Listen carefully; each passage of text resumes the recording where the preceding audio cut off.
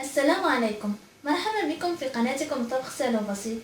اليوم إن شاء الله سوف أقدم لكم كيكة رائعة المذاق وسهلة بنكهة الموز. لنبدأ على بركة الله.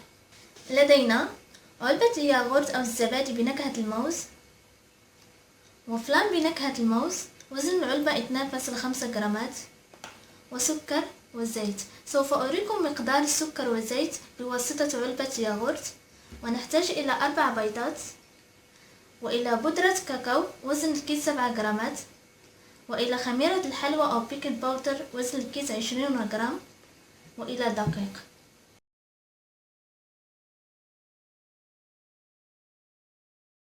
نضيف ياغورت بنكهة الموز إلى البيض. وزن العلبة 110 جرامات.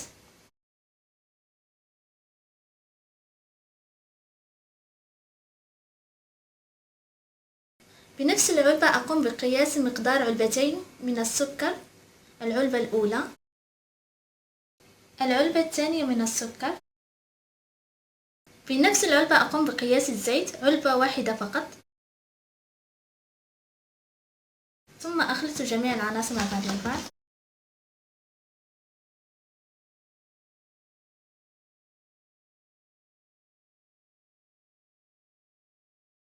ثم أقوم بإضافة الدقيق. أحتاج إلى 4 كؤوس من علبة الياغورت من الدقيق، العلبة الأولى، العلبة الثانية، العلبة الثالثة، العلبة الرابعة. ثم أضيف بودرة الفلان بنكهة الموز، وبودرة الكاكاو،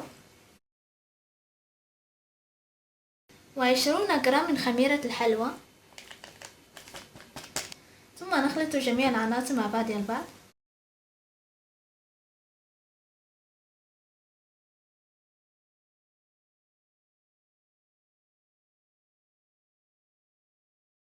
نصب خليط الكيك في مول مدهون بالزيت أو الزبدة ومرشوش بالدقيق، ثم ندخله إلى الفرن على درجة حرارة 180 درجة.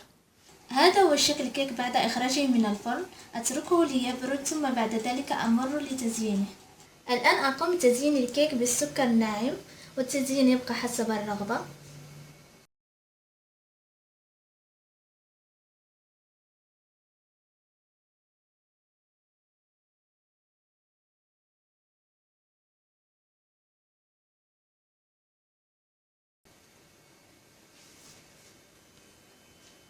هذا هو الشكل النهائي لكيكة بنكهة الموز. أتمنى أن يعجبكم الفيديو.